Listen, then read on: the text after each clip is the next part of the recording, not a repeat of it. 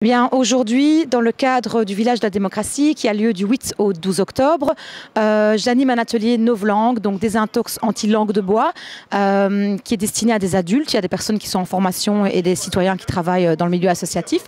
Alors, à l'approche des élections, on reçoit beaucoup de programmes électoraux, on entend beaucoup d'interviews d'hommes et de femmes politiques qui se présentent. Et dans ces interviews, il y a beaucoup de mots un peu lisses, un peu creux, un peu flous, des expressions toutes faites qui nous empêchent finalement de bien cerner les propositions qui sont faites et les enjeux de société, les visions de société qui sont proposées.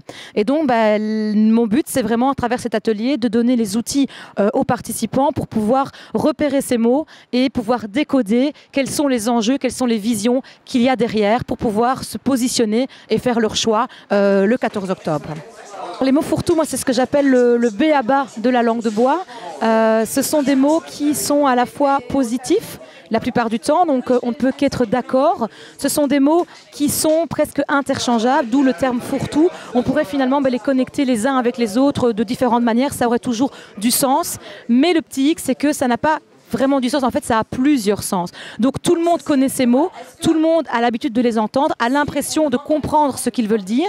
Et en fait, il y a plusieurs interprétations. Je prends un exemple. Mais si un parti va dire « je suis pour la justice sociale » ou « je suis pour une justice plus moderne », eh bien, un autre parti d'une idéologie complètement inverse va pouvoir dire lui aussi « moi aussi, je suis pour la justice sociale » ou « je suis pour une justice plus moderne ». Alors qu'en réalité, dans la concrétisation de cette justice plus moderne ou de cette justice sociale, eh bien, on va voir des choses très très différentes sur le terrain.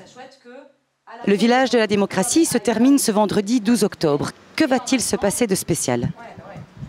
Alors, pour la clôture du Village de la démocratie, donc juste un mot, toute la semaine, c'était des activités plus de réflexion, de débat, d'engagement. Et on s'est dit que pour la clôture, ce serait chouette d'avoir une petite fête, un moment festif. Et donc, il va y avoir ce qu'on appelait la Big Teuf. C'est une soirée à Charleroi Danse à partir de 20h, c'est gratuit. Il y aura des humoristes, dont des Carolos.